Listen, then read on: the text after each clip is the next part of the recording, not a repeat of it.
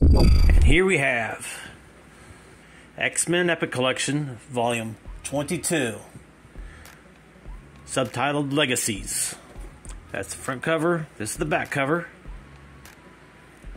Get the glare out from here. This book collects Uncanny X-Men number 297 through 300, Uncanny X-Men Annual number 17, Self-Titled X-Men number 17 through 23, Strife's Strike File, and X-Men Unlimited number 1. There's a reason why this is called Legacies, and we're going to get to that very shortly. This book does take place after Executioner's Song in the volume before. Now we're going to open this up, looking through the contents here.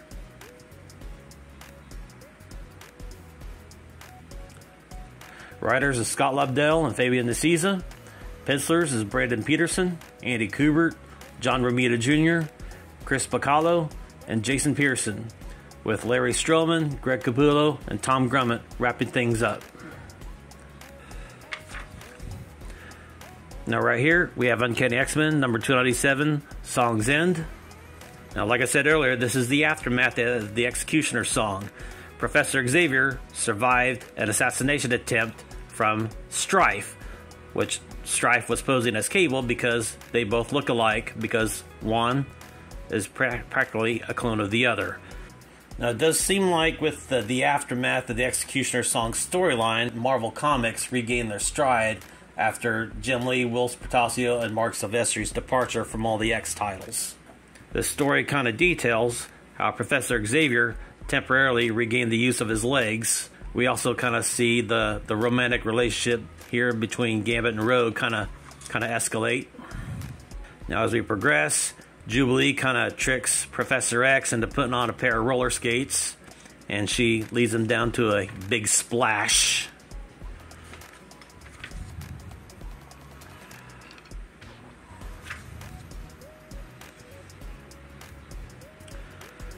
Now, those of you that aren't familiar, that haven't read the Executioner Song, Strife, with his assassination attempt on Professor Xavier, infected him with a techno-organic virus, started turning his molecular structure into basically mechanical parts.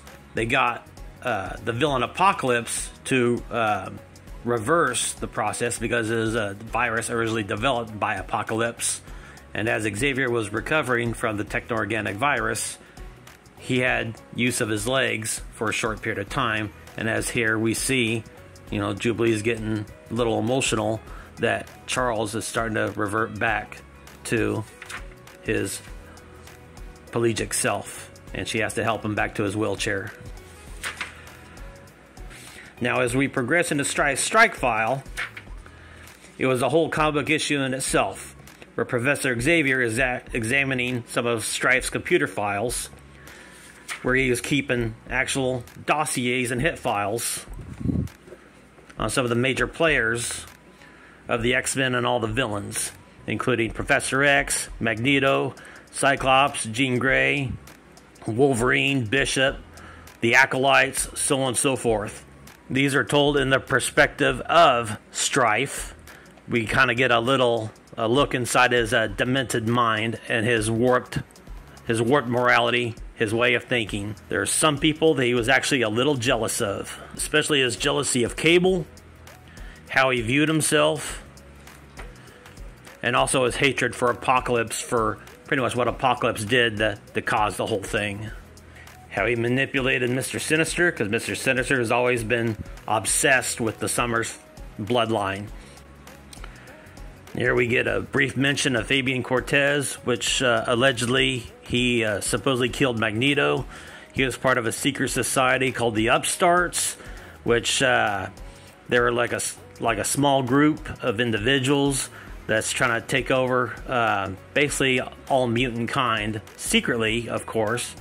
But Fabian Cortez ended up betraying Magneto. All the people that's following Fabian Cortez as the new leader of the Acolytes, they're not aware of Fabian Cortez's betrayal of Magneto. They still hold Magneto as a martyr. They're still faithful to Magneto's cause.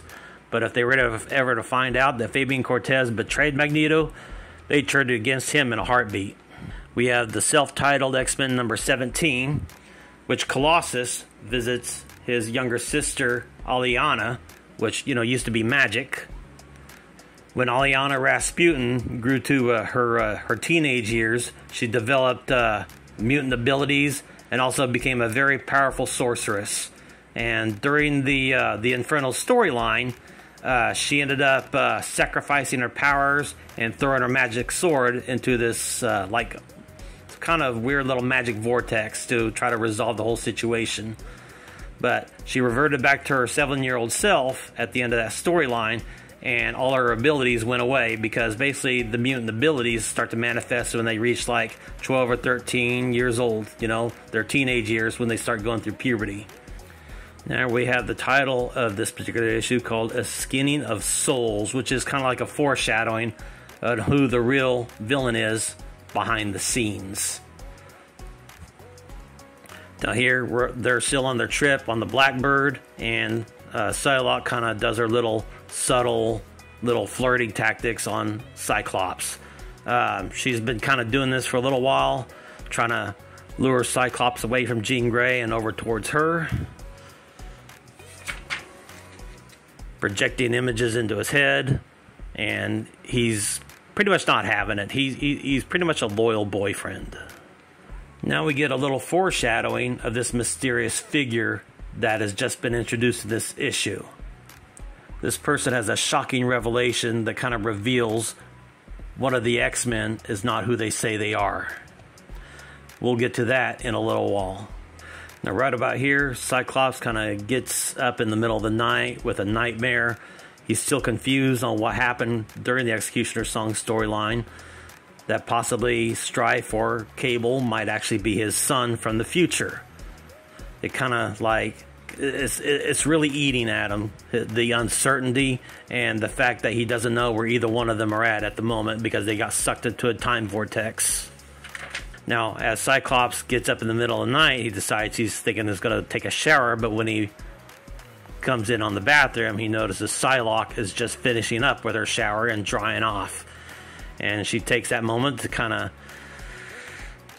subtly seduce him again, like she's been doing in the past several issues before.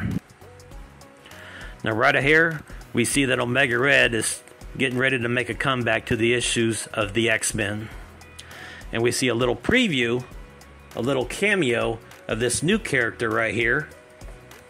This new character is named Colonel Watson of Russian Special Forces, having to do with like mutant affairs, I believe. Now as we get to self-titled X-Men number 18, we have Omega Red on the cover, and here we have the reveal that Omega Red is under the mind control of the Soul Skinner. Here we have X-Men number 19, where the small faction of the X-Men Blue Team has fallen. We see another big 2-page splash image. The Soul Skinner is getting control of Cyclops' memories, his thoughts, things he's struggling with at the moment. The small faction of the X-Men Blue Team has kind of regained their foothold in the battle. They decided to try to use themselves as a distraction to give Psylocke a chance to hit the Soul Skinner with her Psyblade.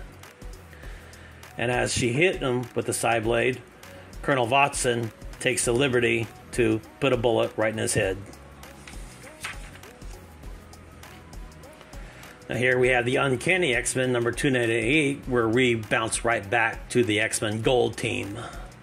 The Gold Team is kind of having their little struggles with Fabian Cortez and the Acolytes. And I am totally impressed here with the artist Braden Peterson's work.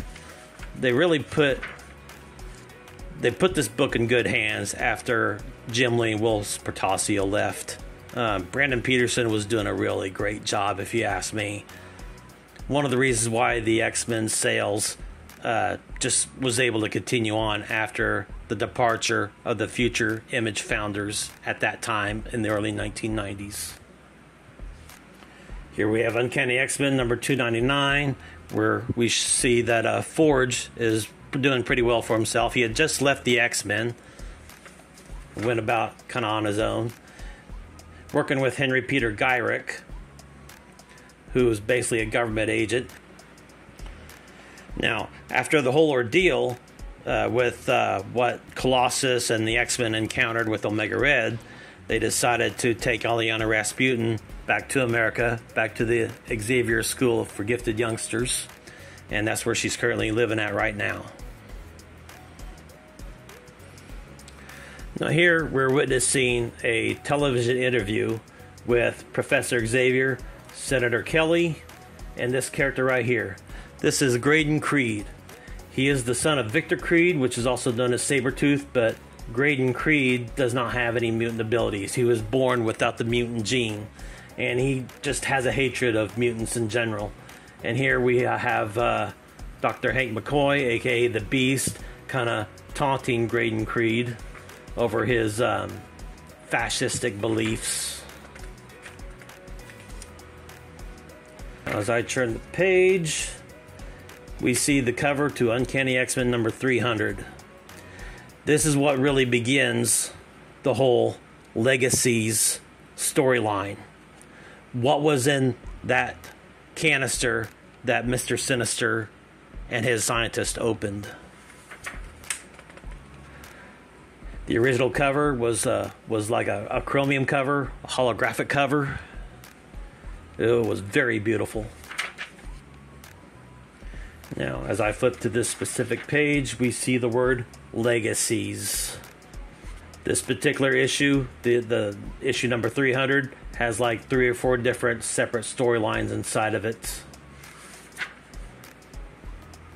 The battle between the X-Men Gold Team and the Acolytes heats up. Here we see Fabian Cortez, the leader of the Acolytes. He assumed the leadership after Magneto's alleged demise on Asteroid M. Now, as I flip the page, we see a very beautiful splash page designed by John Romita Jr. Now the X-Men, they confront the Acolytes and a big battle ensues. Fabian Cortez overwhelms Bishop, but Bishop was just a distraction for Wolverine to attempt to get the incapacitating blow in. You might say is the killing blow. It could have been, since his blades pierced the sternum, possibly pierced the lung. But as we turn the page, we're introduced to an epilogue storyline where Fabian Cortez survives Wolverine's attack. And here Fabian Cortez is wondering if his rescuer, which is also part of the Acolytes, is kind of onto him about possibly being Magneto's murderer. Right here, Fabian Cortez is encountered by the Games Master, and the Games Master informs him that the points that he had earned for murdering Magneto are taken away. And as the Games Master disappears, Fabian Cortez momentarily is wondering, why did he take the points away? Magneto's dead, isn't he? Now, as I turn the page, we have Professor Xavier and his one-time girlfriend Moira MacTaggart, geneticists in her own right. They are breaking down this new virus that they're made aware of.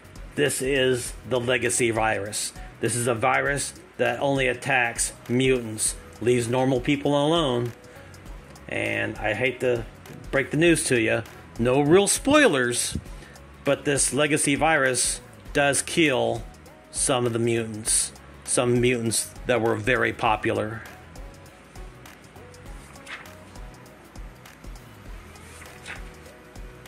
Right here with X-Men Unlimited number 1, we witness Cyclops, Storm, and Professor X surviving the crash of their Blackbird jet in Antarctica and having to rely on themselves to survive not only the blistering cold temperatures, but also a mutant threat that is trying to hunt them down. A new mutant, not part of the New Mutants, but a new mutant villain named Sienna Blaze, who's trying to earn her way into the upstarts.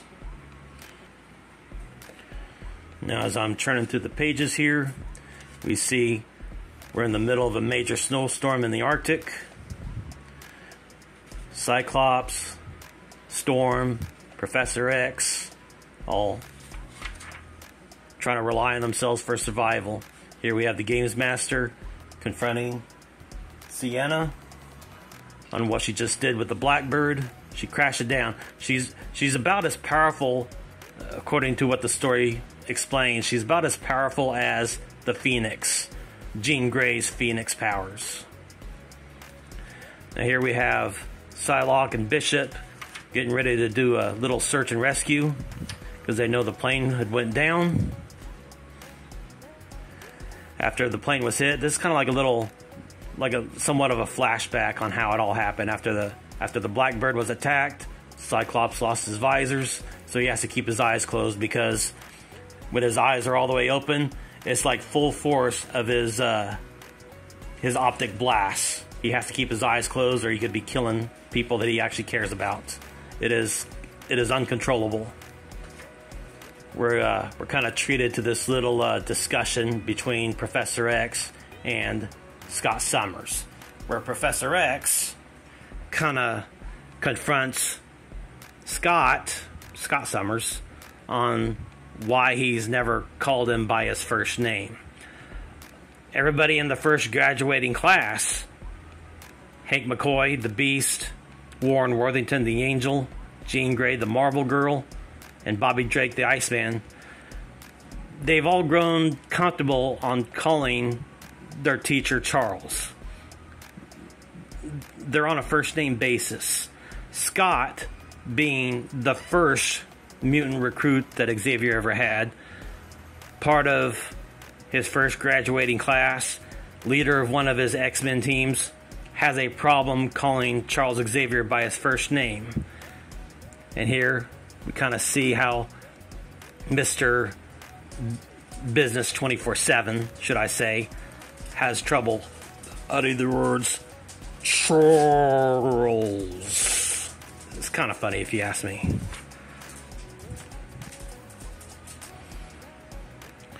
Now, as you see, there's some friendlies trying to make it through this blistery cold, try to get to Scott Summers and Aurora Monroe, the Storm, Professor Xavier, but ended up succumbing to the elements.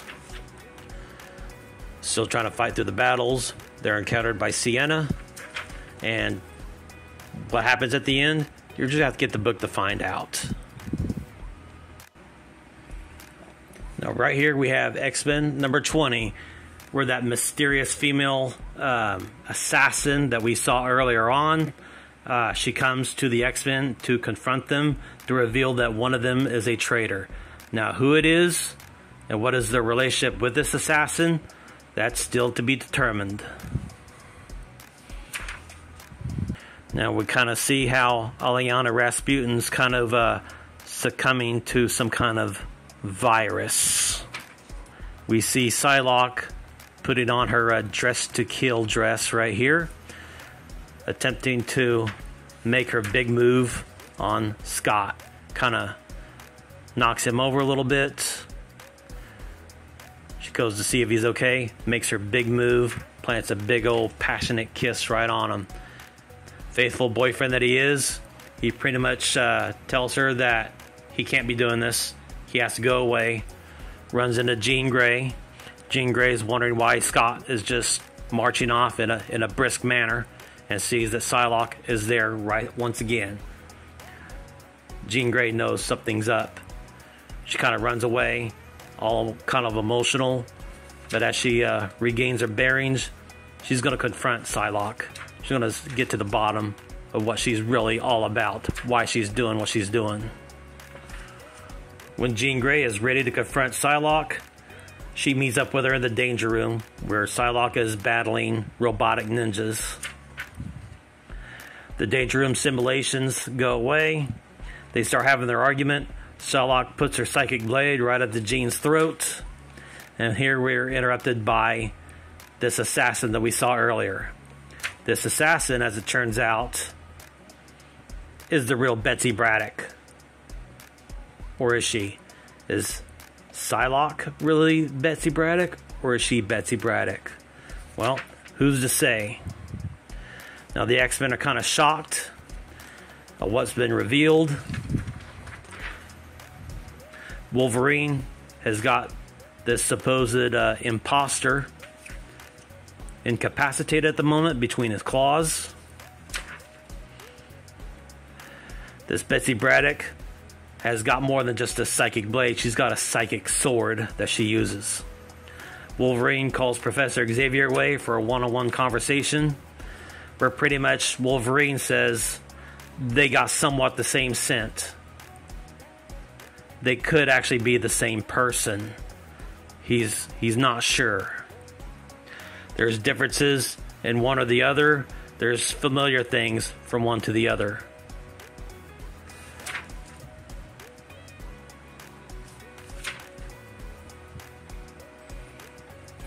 Now, in the X-Men's quest to find out who's really telling the truth, who's really the imposter, they travel to Tokyo, Japan, where they confront their biggest lead on what's really going on. They have to confront Sebastian Shaw, who is also a member of the Upstarts. And as this particular issue draws to a conclusion, we are reintroduced to the Silver Samurai. Now here, we're treated to a cover of Wizard magazine, where we have Wolverine on the front cover with Sabretooth stalking him, kind of hiding from him because it looks like Wolverine just slashed him on his shoulder. Now this is penciled by a guy going by the pen name Whitman, but it's actually Bart Sears artwork. There was a short period of time that Bart Sears used the pen name Whitman on some of his Wizard work and a few other works outside of Marvel Comics as well. Now, Bart Sears also designed a line of X-Men figures that Toy Biz produced back in the early to mid 1990s as well. Bart Sears, very good artist, had a real firm grasp on anatomy, this and that, good action poses, excellent muscle detail.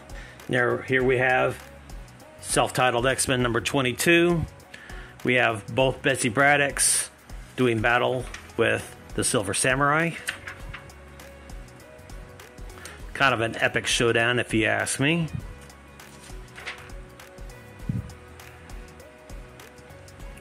Now here we get a little bit more backstory on what's going on between the two supposed Betsy Braddocks. Which one's the real, which one's the imposter. What makes them so alike, what makes them so different from each other. This assassin Betsy Braddock impales this particular Betsy Braddock with her psychic katana blade.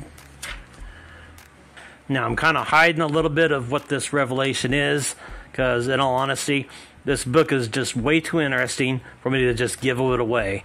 But we see how the two Betsy Braddocks are having their little final encounter against each other, their final duel.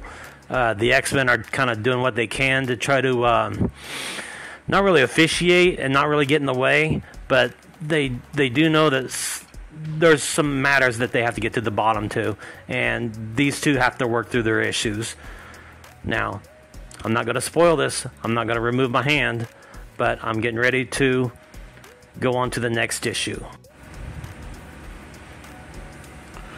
Now, right here we have self-titled X-Men number 23, where Cyclops is kind of ambushed by Mr. Sinister, but Mr. Sinister is not here to fight. He's here to tell Scott Summers on how he was duped by Strife. Now, we see Scott Summers unleashing the full force of his optic blast on Mr. Sinister when he spots him, which was at the end of the previous issue. And here we kind of see that the full force of his optic blast kind of went right through Mr. Sinister, but Mr. Sinister is a very resilient mutant. He has the ability to reform himself. He's got a healing factor, kind of like Wolverine. He can kind of stretch and contort himself as well.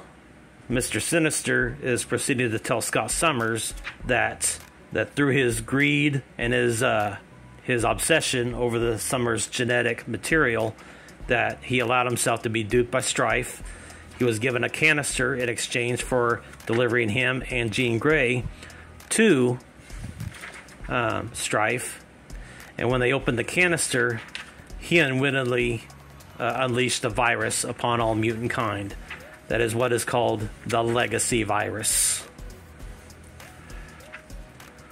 And here, Mr. Sinister leads Cyclops to the grave of his head research scientist, who died a couple weeks after opening the canister. Now, as I said earlier, this issue also contains Uncanny X-Men, annual number 17. I'll thumb through here just a little bit.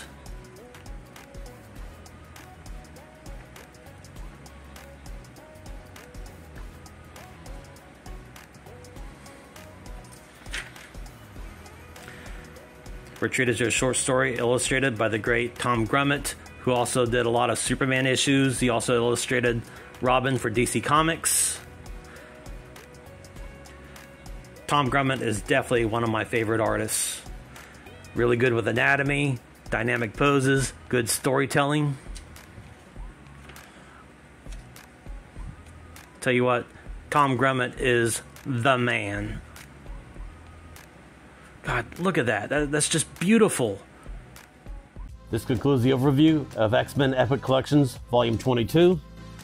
Retails for about $45 US. Now, the thing to remember about these Epic Collections, they're not coming out in numerical order. They're mapped out a certain way. Not only are the books mapped out with specific issues, but all the volumes are also mapped out too. Very rarely does Volume 1 get released first. Now, as these are not coming out in numerical order, some of these volumes also get reprinted as the years coming along. If you do ever miss out on this and you don't want to pay the high premium price a certain book dealers are asking for, you can also wait for it to be reprinted again later on down the line. But just remember, if they do keep getting reprinted, those reprint runs are getting lower and lower.